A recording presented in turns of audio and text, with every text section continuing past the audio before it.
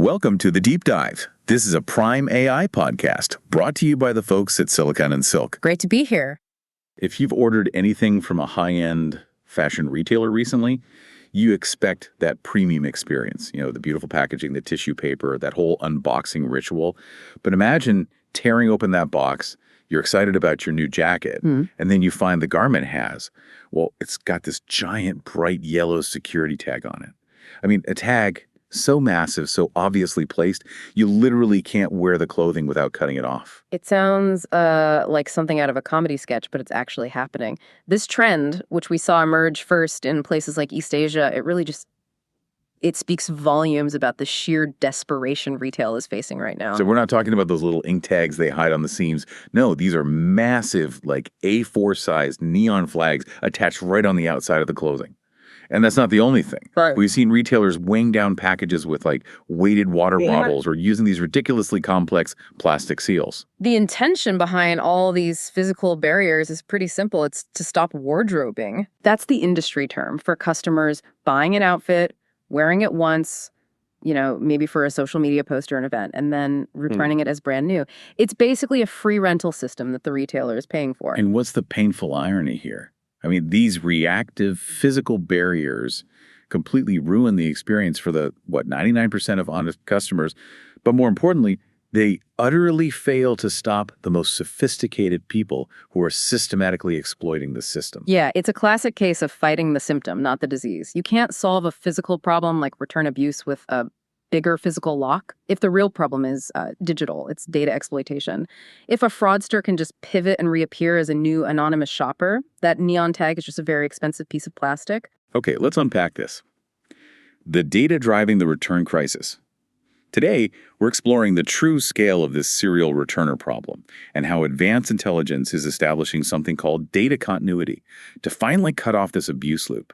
I guess you could think of data continuity like a fraudster might change their hat, sunglasses, and coat, but the AI recognizes their unique walk. That analogy is key. Let's start with the scale, because the data we analyzed, this was over a 24-month period for a major client, it really gave them an aha moment that shifted their entire strategy. And we're talking specifically about the serial returner, someone who is systematically abusing policies, not someone who just bought the wrong size shirt by accident. Right, because when retailers use broad measures, like those annoying tags, they're assuming the problem is widespread, but the data suggests it's actually incredibly centralized. It's highly concentrated. For this large client, the analysis showed that an incredibly small segment, just 95 customers, was responsible for a full 5.1% of their total refunds. Just think about that disproportionate impact for a moment. Wait. 95 people caused over 5% of all refunds. How does that even translate into, actual dollars lost? It's pure financial toxicity, because here's the critical second piece of data.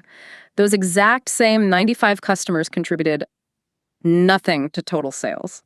Zero. Wow. They weren't loyal, high-value customers who made a few mistakes. They were pure cost, just systematically cycling product in and out for free. This isn't just a loss, it's a completely unproductive drain on inventory, fulfillment, and labor. It confirms it. This isn't just random shopper error. It's highly targeted financial damage. And since the general blunt tools aren't stopping them, it means these serial returners know exactly where the digital Achilles heel is. Precisely. They know that if the retailer cracks down on registered accounts, flagging an email or banning an address, they just pivot. They go anonymous. Their primary hiding spot is the guest checkout. So if the fraudster is this organized, where's the weakest link they're exploiting right now? How are they avoiding building a traceable history? The weakest link is the retailer's reliance on simple identity markers, like a registered account email. As soon as a registered account gets too much friction, the sophisticated fraudster immediately jumps ship and uses 3-layered tactics to become a ghost in the system. Okay, walk us through those layers. The first one, and this is really the foundation, is using guest checkouts. This bypasses the need for an account, so it wipes the return history clean every single time. It makes every transaction look like it's from a brand new shopper. But surely the retailer still captures some identifiers, right? Like an email, a name, maybe a phone number. They do, but then the fraudster layers on the next trick.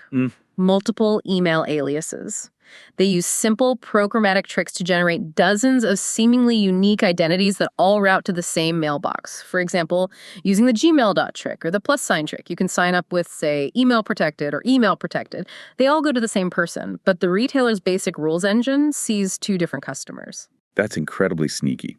It weaponizes the features email providers built for convenience. Yeah. What's the final shield they use to make sure the payment trail doesn't connect them? The final layer is virtual credit cards, or VCCs. They just change payment methods frequently. If one card gets flagged, they just use a new VCC number. But doesn't that make it impossible to track? VCCs are designed specifically to mask the underlying account. How can an AI possibly track a person whose name, email, and credit card number changes every week? That is the exact systemic vulnerability. Retailers are built to analyze history based on a consistent anchor, usually the account email. If that anchor is removed, the prevention system fails. The only way to win is to move beyond anchors entirely, which brings us to the advanced AI solution. Okay, but before we get to the advanced systems, the analysis did suggest retailers could take a few manual steps just to sort of scope out their problem. A bit of data gathering, maybe implementing some initial highly targeted friction. Absolutely. These are critical diagnostic tests. You need to know where the abuse is concentrated before deploying resources. The findings detailed 4 key steps retailers can take manually. Okay, the first step seems like foundational accounting. Analyze returns by checkout type. Exactly. Segment the data. Is the return rate for guest checkouts disproportionately higher than for registered accounts? And look for behavioral flags, or claims like item defective, for instance, way higher for guest purchasers. Fraudsters often claim items are defective to avoid restocking fees, knowing that the guest label means no history builds up. And the second step is where the digital hunting begins. Track velocity and clustering. This is the first attempt at data continuity. Even if the name and email change, you can monitor for clusters of orders that share a common variable, like an IP address or maybe a device ID fingerprint, all happening in a short time frame. If you see 10 seemingly different orders from the same IP shipping to slightly different variations of the same street address, you've probably found a single bad actor in disguise. So using that clustered data, the third step is to apply some specific breaks. Implement targeted friction. Yes, instead of punishing everyone, you only introduce a speed bump for high-risk guest sessions. For instance, if a guest order has 3 different sizes of a high-value item, a textbook case of bracketing, you might force that guest to use a secure payment method or maybe slightly delay the shipping for a manual review. The key is that the friction is surgical, not systemic. And the final manual step is one that's often overlooked because it requires thinking like the enemy. Audit the return policy for loopholes. Right. If you review your policy through the eyes of a professional fraudster, what language is ambiguous? Where are the deadlines overly generous?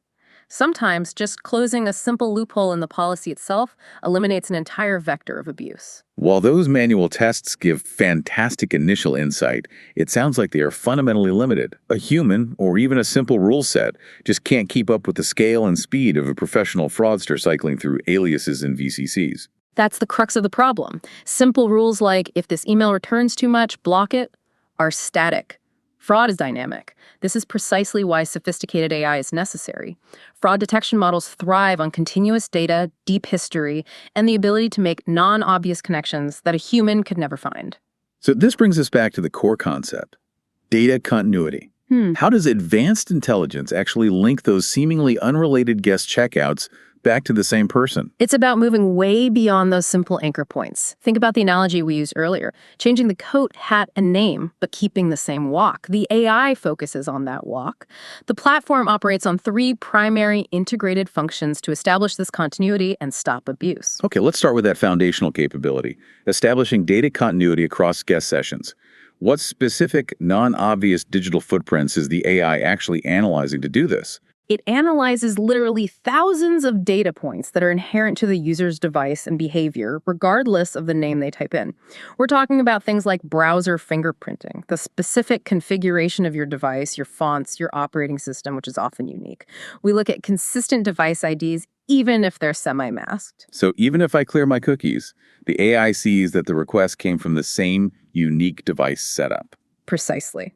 We also connect behavioral clusters, like consistent delivery time preferences or subtle stylistic choices. For example, if a fraudster always types their address with a comma between the street number and the street name, or they consistently use the same subtle typo in the address field, those are signals. The AI links those seemingly disparate data points to recognize the single individual behind dozens of aliases. That's far more forensic than I anticipated. So the second function must then be to interpret that linked data. Detecting complex fraud patterns. Yes, recognizing the individual is step one. Step two is understanding their intent. The AI accurately flags the indicators of explicit wardrobing, but it also identifies more subtle behaviors like bracketing with intent to return. Bracketing is when a customer buys the same item in multiple sizes. But bracketing with intent to return is when they systematically bracket, often across multiple aliases, knowing they will return all of them. It's the difference between a high return rate and a systematically abusive return strategy. Exactly. The AI is designed to spot that systematic policy abuse over months, even years, identifying the long-term cycle of free use hidden behind VCCs and guest accounts. And the ultimate payoff of this precision is the third function, taking proactive, targeted action. This is where retailers start punishing all customers. Instead of implementing those massive, ugly physical tags for everyone, the AI allows for surgical enforcement. The retailer can block transactions originating from a specific device fingerprint or flag a specific shipping address as high risk before the item even ships. They can apply friction only where the data shows clear, systematic abuse. Which sounds like the ideal outcome for the honest customer. You move from reacting to fraud-like, putting a neon sticker on the dress, to anticipating the behavior of the fraudster and cutting them off at the digital pass. It protects the bottom line, but it also restores that premium, frictionless experience for most people. That's the hallmark of an effective system. The good actors don't even know the security is there, but the bad actors hit a brick wall of data continuity every single time they try to place an order. This entire journey, from the absurdity of physical reactive security tags to the elegance of using intelligence to link anonymous digital identities. It makes it crystal clear that data continuity is the key to stopping sophisticated abuse. Protecting that profit margin and restoring the customer experience are really intertwined. And this intelligence isn't operating in a vacuum. The findings we analyzed are part of a broader set of tools aimed at reducing returns from every angle. For instance, using size and fit tools like Clothing Size Finder or Shoe Size Finder actually reduces the overall return pool, which in turn clarifies the data picture for the AI. It makes it even easier to spot the genuine fraudsters. It's a holistic approach. Seeing how effective this deep linking of disparate data points is for security, it forces us to consider a broader question about the future of commerce. It does. As the fight against sophisticated fraud intensifies, requiring retailers to collect and link more behavioral and device data, the unique walk, how will the industry balance that necessary data collection with maintaining customer privacy and the desire for frictionless commerce? What specific data points should be considered acceptable to connect, even without explicit consent, in the name of stopping that 5% financial abuse? That tightrope walk between security and privacy, that's going to define retail strategy for the next decade.